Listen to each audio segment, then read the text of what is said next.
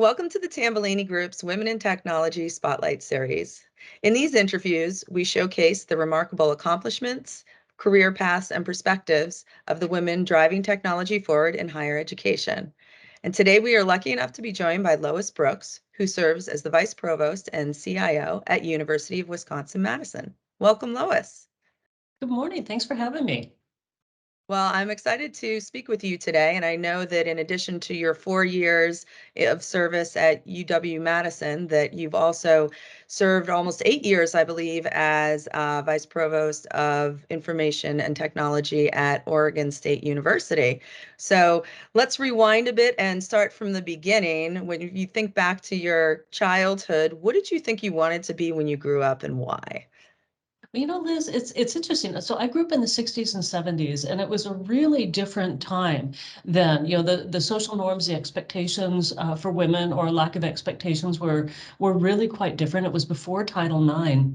And so, the things that I do now, the internet, the personal computer, a different kind of workforce, those things just didn't exist then. But, I was a good student, still kind of the same things I like now. I like to read, I like to learn, I like to know about the world around me, I like to be outdoors. And so I grew up doing those things, but without really kind of a sense that I could have a career and there was something ahead of me. And it wasn't really until I got in the workforce that I found my passion. Oh, really? Well, what were your educational interests? What did you study? I mean, how did you get from not really knowing what you want to do, as you said, coming from a time where maybe you weren't expected to do that much, to where you are today?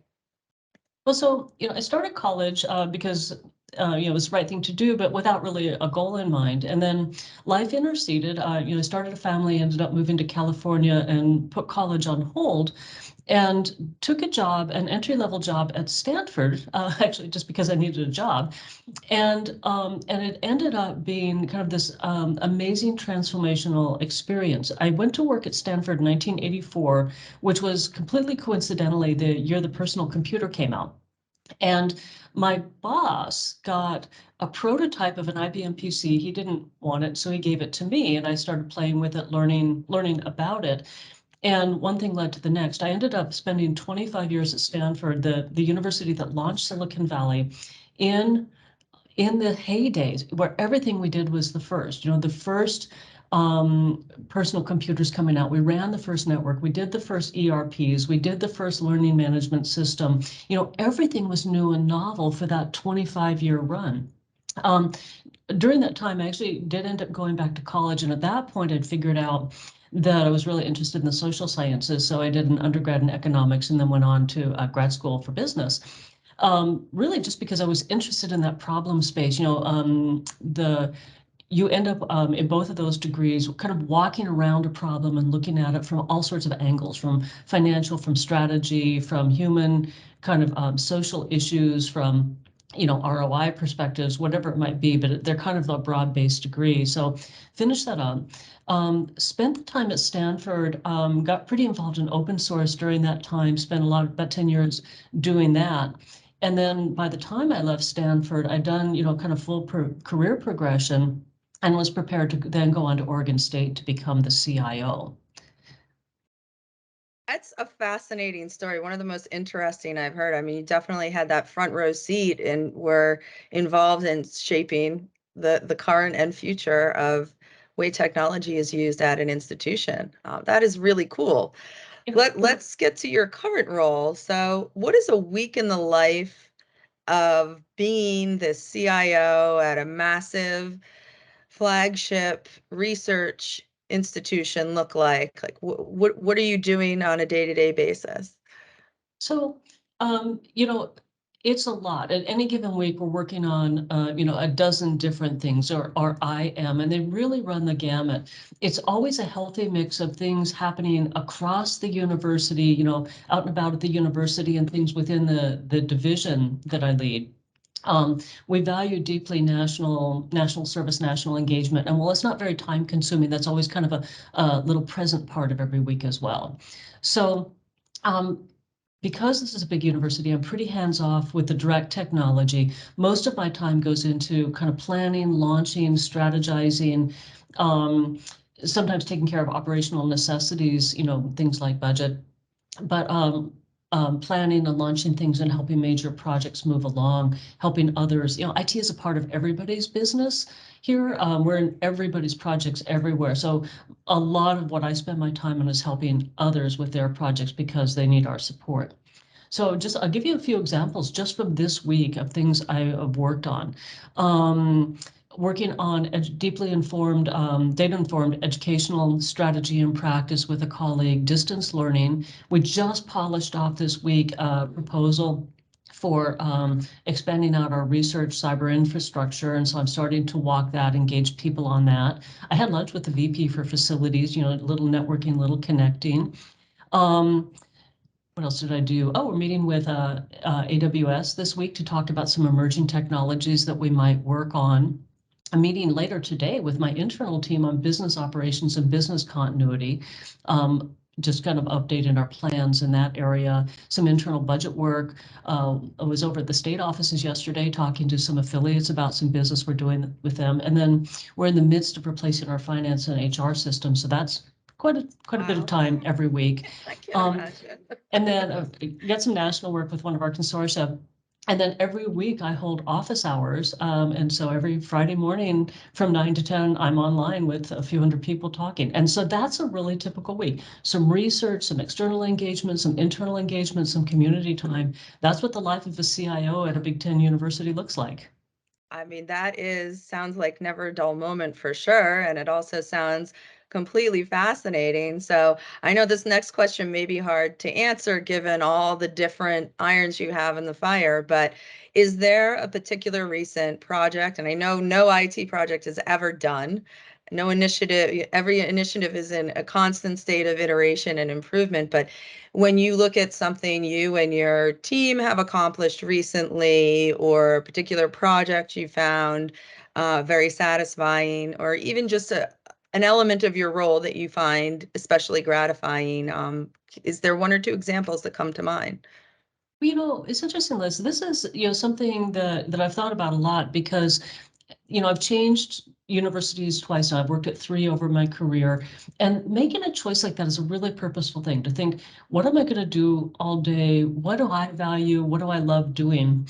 And when it comes down to it for me, the thing that really gets me going, I love working together with other people to solve big problems, to do big strategies, solve little problems and little strategies, and move things forward. I like the strategy angle, and I like making things happen. And so a lot of my time, there's a lot of time at the whiteboard. And Yeah. now that we're back in person, I'm loving that whiteboard again, with other people's, working through ideas. Right. But one recent project we just finished up and are moving. And I have to say, I'll talk about it because I was involved in it, but this is really the passion and energy of others that I was able to help support, but it was Mhm. so much fun. We're doing a major move forward in our research cyber infrastructure, and we're one of the largest research universities in the country, but we needed to make a major leapfrog. And we're pretty highly distributed. And so the work was going out and building a coalition of partners to work together, not to reorganize or centralize, but to work as one cohesive whole to move the cyber infrastructure forward. Did a fair amount of fundraising within the university, getting people to co-contribute. Ended up, now we're launching a new consortium, a new coalition. We just bought 54,000 research cores, so a lot of equipment. We're moving this forward. And this is so incredibly important. You think about what research takes in the modern age, whether it's around human health, human life sciences, weather, climate, satellite, photography. So many of these things are really and increasingly research or cyber infrastructure intensive.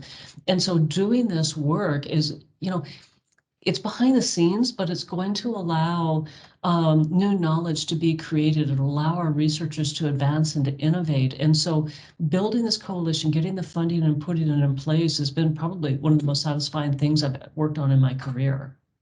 Wow, that just sounds so amazing. And we know with, as you say, with research, especially when we're talking about health things and related to that, the security behind it is so important. So I can't think of a better example to have you share. And it's exciting to hear something that is not only the biggest part of, or one of the biggest accomplishments you think of your entire career, but also at the university that's in play right now. So let's move on. I've got a fun question, I think, but I know sometimes this is also a bit difficult to answer because people have so many questions. But let's assume a magical genie comes down and they can answer one question for you about the future direction of technology, whether it's implementation or new tools and application in higher ed today.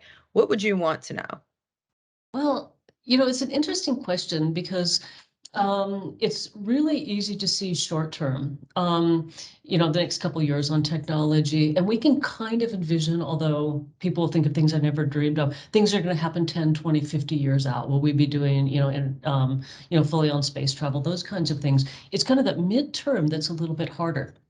But one area that really interests me is personalized medicine, the ability for each of us to walk into our physician's office and not just be treated generically, but to have our DNA available, our particulars available, so they can really kind of help us in a much more precise way. And this work is happening right now, cutting across research, the big data that I was just talking about, all these vast arrays of instrumentation, informatics, emerging sciences and how you work with data. These things are happening all around me. And I guess the question I would ask the genie is, when does that become real? When does all of this work and this research turn into something that's going to be truly pivotal in human health and care for humans?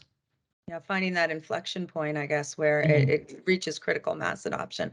That's a great question. I think a lot of people want to know the answer to that as well. Yeah. Let's close on a note. Now, I found it really fascinating to hear, you are obviously a well-admired and accomplished leader at one of the top institutions in the country. And as you said, you didn't really have maybe initially aspirations of rising to such a prominent and influential position. So along the way, what is the best piece of advice that you've received that has helped you guide your career? Can I have more than one? Of course, as many as you want. Well, it's interesting. These jobs are people jobs, right? I work, with the technology for the university, but it's the people do the work of the university. The people move things forward. And so, I always have that in mind. One of the things, though, that it was interesting, I learned at Oregon State, we're helping everybody else move forward with their projects. Everything, relies on IT in some way at this point. But there's always this tendency to say, I've got this, I can make it work, and to kind of downplay our own role as a support partner. And one of the really good pieces of advice I got from one of the deans I worked with, she said to me, you help us all the time. You need to be better at letting us help you. You need to um, bring your ideas forward and let us help you support them. Let us help sharpen them and tune them. Let us help you move things forward. And when support, you need to be better at getting help from your peers. And it was a really good piece of advice because none of us work in a vacuum. And to feel comfortable, there's a little bit of vulnerability there to say, I could really use your well, input is easy, asking, but I could use your help is a hard thing to do. Yeah. Some of the other, I guess, a few things um, that I've learned along the way that are really important is the absolute importance of being a fantastic partner and a fantastic coworker. The person that people want to work with, that they like to work with, that they'll partner with. The alternative is that they'll do things without us, and that's sometimes problematic and certainly less fun. Um, and then kind of learned another important lesson along the way, which is how important it is to be kind and to be nice. Very And true. you think about people you work with and those that have succeeded, and those you love working with are the ones you actually like to work with. And so when you want to be successful, to move things forward, to help your university thrive, to bring what you've got to be the person they want to have in the room with them as well. And so that was a really, really important lesson I learned. Those are great pieces of advice. I really like those. Being kind and asking for help. I think those are, they can sound very obvious, but they fall into that easy to say, hard to do categories sometimes. Well, Lois, thank you so much for taking the time to be with us today and share all your insights. I've really learned a lot, and I'm sure our viewers as well will be fascinated to hear everything you shared with us. Great. Well, thank you so much for inviting me, Liz. Have a fantastic day. You too. Bye.